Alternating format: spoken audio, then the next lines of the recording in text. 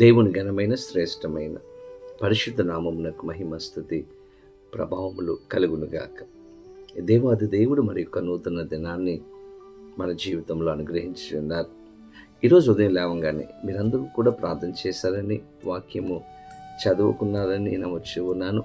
ప్రతిదినము కూడా దేవునితో సమయాన్ని గడపండి. ఏ నూతన సంవత్సరంలో ప్రవేశించడానికి దేవుడు కృప చూపించారు. ఈ నూతన సంవత్సరంలో ప్రవేశించినటువంటి మనము ప్రతిదినము కూడా దేవునితో మనం సమయాన్ని గడిపితే ఖచ్చితంగా ప్రతి దినము కూడా మనలను ఆశీర్వదించి మన జీవితంలో గొప్ప కార్యములు చేసే దేవుడుగా ఆయన ఉంటాడు. ఈ యొక్క కార్యక్రమాన్ని సబ్స్క్రైబ్ చేశారని నమ్మొచ్చు ఉన్నాను. చేయకపోతే ఇప్పుడే చేయండి. ఇంకా అనేక మందికి షేర్ చేయండి.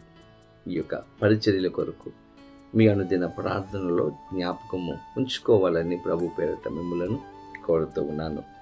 ప్రార్థన చేసుకుందాం. తలలో వచ్చండి. పరిశుద్ధుడా, నీకు వేలాది వందనాలు, స్తోత్రాలు.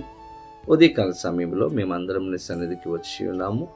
ఈరోజు మాతో మీరు మాట్లాడి దర్శించి నీ కృపలో భద్రపరచమని, సహాయం చేయమని యేసు నామమున అడిగి వేడుకొనిచ్చి ఉన్నాము మా పరమ తండ్రి.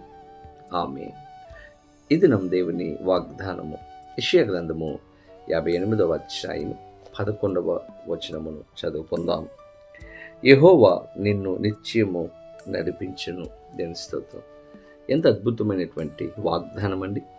2026 సంవత్సరంలో ప్రవేశపెట్టినటువంటి మన దేవుడు మనలను నిత్యము నడిపించాలని ఆశపడుతూ ఉన్నారు.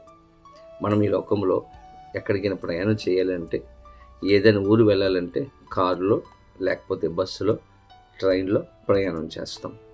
ఎక్కడైనా యాక్సిడెంట్ అయిందనుకోండి, ఆ ప్రయాణం అక్కడితో ఆగిపోతుంది. ఒక్కొక్కసారి మనుషులు కూడా చనిపోతూ ఉంటారు. ఇంకా మన గమ్యస్థానానికి చేరుకోలేనటువంటి పరిస్థితులు అక్కడ ఏర్పడతాయి. కానీ మన దేవుడు పరిస్థితులు ఎలాగ ఉన్నప్పటికీ కూడా గమ్యస్థానానికి చేర్చే దేవుడు. మనం అనుకున్న ప్రదేశమునకు, అనుకున్న కార్యమునకు చేర్చే దేవుడుగా పరిశుద్ధాత్మ దేవుడు ఉంటూ ఉన్నాడు. కాబట్టి నిత్యము కూడా మనలను నడిపించే దేవుడు. ఈ యొక్క నూతన సంవత్సరం అంతా కూడా మనం చేపట్టుకొని ప్రతి విషయాలలో, మీ ఉద్యోగములో, మీ వ్యాపారములో, మీ కుటుంబ జీవితంలో, ప్రతి విషయాలలో కూడా దేవుడు మనలను నడిపించాలని ఆయన కోరుకుంటూ ఉన్నారు. కాబట్టి ఈరోజు మీరు ఒంటరి వారు కాదు, కానీ మనతో పాటు మనకు సహాయం చేసే దేవుడు ఉన్నాడండి. మీ ప్రతి ప్రయాణంలో మీకు తోడుగా ఉండి నడిపిస్తాడు. ఇశ్రాయేలు ప్రజల యొక్క జీవితంలో 40 సంవత్సరములు దేవుడు తోడుగా ఉండి వారిని నడిపించినట్లుగా మనం గమనిస్తాం. ఎన్నో శ్రమలు వచ్చినాయి, ఇబ్బందులు వచ్చినాయి. దేవుని బిడ్డల మధ్యలో వారికి ఆకలి వేసింది, దప్పిక వేసింది, శత్రువులు ఎదురయ్యారు. ఎన్నో పరిస్థితులు గుండా ఇశ్రాయేలు ప్రజలు వెళ్ళారు. పరిస్థితులు ఎలా ఉన్నప్పటికీ కూడా దేవుడు వారిని విడిచిపెట్టలేదు.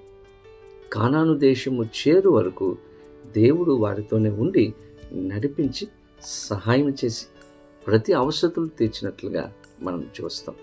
ఏ లోటు లేకుండా దేవుడు నడిపించాడండి. ఈరోజు ఈ సంవత్సరం ఏ లోటు లేకుండా, ఏ కష్టం లేకుండా, ఏ బాధ లేకుండా నిన్ను నడిపించడానికి ఆయన ఇష్టపడుతూ ఉన్నారు. ఎప్పుడంటే నీవు ఆయనను సంపూర్ణముగా నమ్ముకున్నప్పుడు, దేవుడితో సమయాన్ని గడిపినప్పుడు, భక్తి చేసినప్పుడు దేవుడు నిన్ను నడిపిస్తాడు, కాపాడుతాడు, సహాయం చేస్తాడు. అన్ని విషయాలలో నీకు తోడుగా ఉండే గొప్ప దేవుడు. ఈరోజు నిన్ను కూడా నడిపించడానికి, నిన్ను విమోచించడానికి, సహాయం చేయడానికి పరిశుద్ధాత్మ దేవుడు ఆశపడుతూ ఉన్నారు. అటువంటి కృపా సహాయములు పరిశుద్ధాత్మ దేవుడు వీడియో చూస్తున్న ప్రతి ఒక్కరికి అనుగ్రహించును గాక. ఆమేన్. ప్రార్థన. పరిశుద్ధుడా, నీకు వేలాది వందనాలు, స్తోత్రాలు. చక్కని వాగ్దానం ఇచ్చారు. నిత్యము మమ్మలను నడిపించే దేవుడిగా మీరు ఉన్నందుకు మీ స్తోత్రాలు. ప్రతి విషయాలలో నడిపించండి, సహాయం చేయండి, కృపను అనుగ్రహించి సమాధానము, సంతోషము దయచేయమని యేసు నామమున అడిగి వేడుకొనిచూ ఉన్నాము మా పరమ తండ్రి.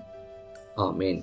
తండ్రి, కుమార, పరిశుద్ధాత్మ త్రియేక దేవుని యొక్క దేవుని ఆశీర్వాదము సదాకాలము కలుగును గాక. ఆమేన్. దేవుడు మిమ్మలను దీవించును గాక. ఆమేన్.